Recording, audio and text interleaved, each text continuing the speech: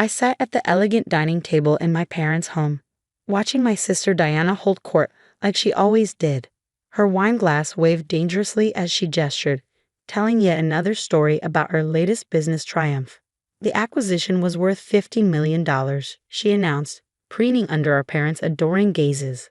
Sterling Tech is now the fastest-growing software company in the state. My name is Mira Patel, and I've spent the last 5 years being the family disappointment. At least that's what they think I am. And what about you, Mira? Diana turned her attention to me, lips curving in that familiar condescending smile. Still working on that little startup of yours? What was it called again? Something.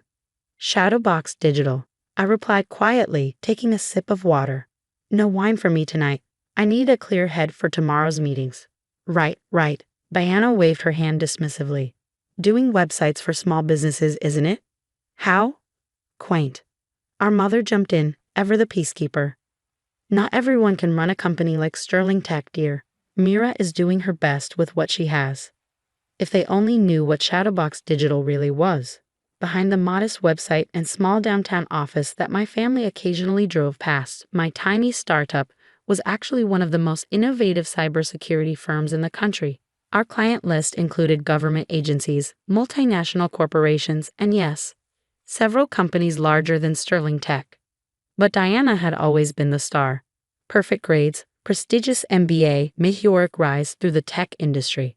When she founded Sterling Tech 6 years ago, our parents remortgaged their house to provide her seed funding. They never even asked what I was working on. I read about Sterling's new security platform, our father said proudly. Absolutely revolutionary. Diana, you're changing the entire industry.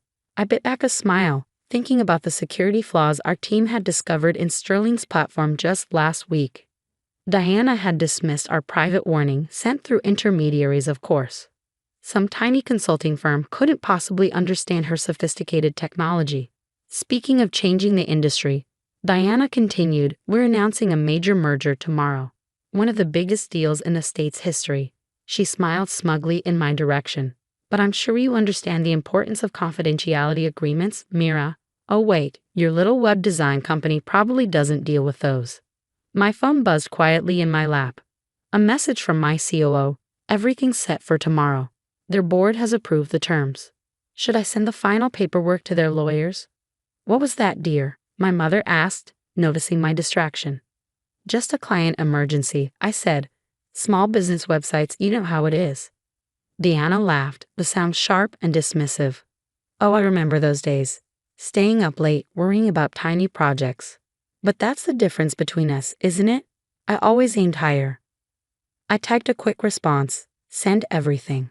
Meeting at 9 a.m. The truth about Shadowbox Digital was known to very few people. On paper, we were a small web development firm.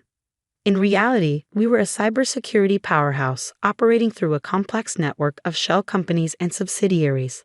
Our real headquarters occupied 3 floors of a downtown high-rise, employing over 200 of the best programmers and security experts in the business. More importantly, we had spent the last year quietly acquiring shares in Sterling Tech through various front companies. Diana's revolutionary security platform was built on fundamental flaws that would soon become very public. Her company's value was about to plummet unless someone stepped in to save it. That someone was Shadowbox Digital. Another glass, Diana? Our mother offered, reaching for the wine bottle. Why not? Diana beamed. We should celebrate success when we see it. Speaking of which, Mira, if you ever want some advice on growing your business, I'd be happy to help. Sterling's smallest division probably handles more money than your entire company. I checked my phone again. Our latest valuation had just come in, $2.3 billion. Sterling Tech's entire market cap was less than half that. That's kind of you, I said mildly. Actually, I do have some meetings about expansion tomorrow. Oh. Diana's eyebrows rose with exaggerated interest. Finally moving to a bigger office, maybe hiring a second employee. Our father chuckled. Now, Diana, be nice. Not everyone can be as successful as you. I thought about the stack of documents waiting in my real office, merger agreements, board approvals, and most satisfyingly, the papers that would make me Diana's boss. By this time tomorrow, Sterling Tech would be a subsidiary of Shadowbox Digital. You're right, I said, standing up. I should probably get home. Big day tomorrow. Deanna raised her glass in a mock toast to small victories and modest ambitions. As I drove home, I thought about the moment 5 years ago when I decided to keep Shadowbox's true nature a secret from my family. It was at another dinner, just after Diana had launched Sterling Tech. She had spent the entire evening talking about her vision, her brilliance, her destiny to dominate the industry. I had tried to discuss my own plans for an innovative approach to cybersecurity. Diana had cut me off mid-sentence. "Oh, honey," she'd said, patting my hand. "Security tech is so complex. Why don't you stick to something simple, like building websites? Know your limitations." So I did exactly what she suggested. On the surface, I created a small web development firm as Shadowbox's public face. I took an office in a modest building, hired a few local developers to maintain the facade. And behind the scenes, I built something far bigger than Diana could imagine. My phone buzzed again as I pulled into my garage. Another message from my COO. Final confirmation from their board. They have no idea who's really buying them. You should see their org chart for the merged company. They have you listed as reporting to Diana. I smiled, thinking of tomorrow's meeting. Diana's face when she realized that her tiny startup sister was about to become her boss would be priceless. Sometimes the best revenge isn't proving people wrong. It's letting them think they're right until the perfect moment to show them just how wrong they've been. The next morning, I stood in my real office, 40 floors above the city. The small web design office my family knew about was visible from here, a perfect metaphor for how they had always underestimated me. "Ready?" My COO, James, appeared at my door. Sterling's executive team just arrived. They're in the main conference room. I smoothed my designer suit, a far cry from the casual attire I wore to family dinners. "Is Diana here yet?" "Just walked in. You should see her face trying to figure out why the merger meeting is being held at a company she's never heard of." I smiled, picking up my tablet. The last 5 years had been building to this moment. When I entered the conference room, Diana was standing at the window, her back to the door. She turned, recognition and confusion flooding her face. "Mira, what are you doing here? This is a private meeting." I walked to the head of the table, setting down my tablet. "Actually, I called this meeting." Deanna laughed, but it sounded forced. "Don't be ridiculous. I'm here to meet with the CEO of Atlas Dynamics." Atlas Dynamics was one of Shadowbox's many shell companies, the one we used to negotiate the merger. Atlas Dynamics is a subsidiary of Shadowbox Digital, I said calmly, nodding to James to start the presentation. "My company." The room fell silent. Diana's face went through a rapid series of emotions: confusion, disbelief, dawning horror. "That's impossible," she finally managed. "Shadowbox is a tiny web design company. You build websites for restaurants." "That's our public face," I agreed. "But perhaps you should have looked more closely at who's been acquiring Sterling Tech shares over the past year, or who sent you that security audit warning last month, the one you dismissed because it came from a tiny consulting firm." Deanna's champagne glass slipped from her fingers, shattering on the polished floor. "No." I clicked through to the first slide, displaying Shadowbox's true organizational structure. Shadowbox Digital is the parent company of 7 technology firms, including Atlas Dynamics. We specialize in advanced cybersecurity solutions with a current market valuation of $2.3 billion. The Sterling Tech board members were shuffling through their papers, whispering among themselves. Diana remained frozen, staring at the org chart.